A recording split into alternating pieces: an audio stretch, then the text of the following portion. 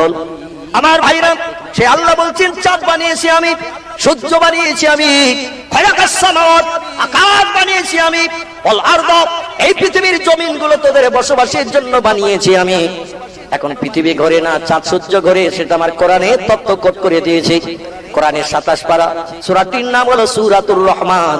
আল্লাহ সূরা রহমানে বলছেন ওয়াশ-শামসু ওয়াল কামারু বিহুসবান, চন্দ্র আর সূর্যকে আমি ঘূর্ণায়মান করেছি, পৃথিবীর চতুর্দিকে 24 ঘন্টা একবার করে রাউন্ড দিয়ে ঘুরে খায়, তাই দিনের পরে রাত আর রাতের পরে দিন হয়। আর পৃথিবীকে আমি বড় বড় পাহাড় দিয়ে পেরে একসেটে রেখে দিয়েছি, দুনিয়া যাতে নড়াচড়া না করে, ঘোরা তো দূরে থাক।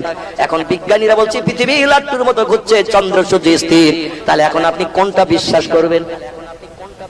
কোরআনের কথা তো শুনতে এসেছেন, এখন কোনটা বিশ্বাস করে চলছেন বলুন? আমাদের ছেলেমেয়েরা স্কুলে যদি ভূগোল বইয়ের পরীক্ষা দিতে যায়, 3 নম্বর দাগে পরীক্ষায় লেখা হয়েছে পৃথিবী ঘোরে না সূর্য ঘোরে। এখন আমাদের ছেলেমেয়েরা কোনটা লিখবে? ছেলে মেয়ে পরীক্ষা দিয়ে বাড়ি এসেছে, বাপ বলছে কই দেখি প্রশ্ন দেখি। ভূগোল বইয়ের প্রশ্ন বাপের হাতে মেয়েটা ছেলেটা দিয়েছে, ক্লাস 3 পড়ে। প্রশ্ন দেওয়ার বাপ জিজ্ঞাসা করছে 1 নম্বরের উত্তর কি লিখেছে? বলে এইটা লিখেছি। 2 নম্বরে কি লিখেছে? বলে এইটা লিখেছি। বলে ঠিক আছে। 3 নম্বরের উত্তর কি লিখেছি? এখন ছেলেটা বলছে উত্তর লিখেছি পৃথিবী লাট্টুর মতো ঘোরে, চন্দ্র সূর্য স্থির। বাপ বলছে ঠিক লিখেছি, যে তো 2 নম্বর হবে। কিন্তু আল্লাহ বলছেন চন্দ্র সূর্য ঘূর্ণায়মান, পৃথিবী স্থির। তাহলে বাপ মানলো, বাপ মেনেছে, মেয়েরও মানতে দেশে নাকি? ওই মেয়েটা ছেলেটা যদি উত্তরে লিখতো চন্দ্র সূর্য ঘূর্ণায়মান, পৃথিবী স্থির, রেজাল্ট আউটের দিন মাস্টার ওই দাগে ওর কোনো নাম্বার দিত নাকি? মাস্টার বলতো সারা বছর ভূগোল বই পড়িসনি আর উল্টো পাল্টা উত্তর লিখেছিস, 1 নম্বরে তোর হবে না। কারণ ভূগোল বইতে লেখা আছে পৃথিবী লাট্টুর মতো ঘোরে, আর তুই লিখেছিস চন্দ্র সূর্য ঘূর্ণায়মান, পৃথিবী স্থির।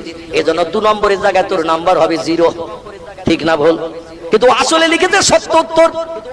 কিন্তু মাস্টারের মগজ খেয়েছে বিজ্ঞানীরা মাস্টারদের মগজ ঘুলিয়ে খেয়েছে, মাস্টারেরা আমাদের ছেলে মেয়েদের বাপের মগজ ঘুলিয়ে খেয়েছে। এজন্য আমরা কোরআন পড়ি না, কোরআনের মানে মতলব জানি না, তাই কোরআন বিশ্বাস করি না। অধিকাংশ ক্ষেত্রে আমরা সব কোরআন অবিশ্বাস করার কারণে বেঈমান হয়ে রয়েছি। অধিকাংশ ক্ষেত্রে আমরা কিন্তু বেঈমান হয়ে রয়েছি। কোরআনের একটা তথ্য যদি অস্বীকার করে বিজ্ঞানীর তত্ত্বকে আমরা মর্যাদা দিই, খোদার কসম আমরা আর মুমিন থাকবো না, সব বেঈমান হয়ে যাব।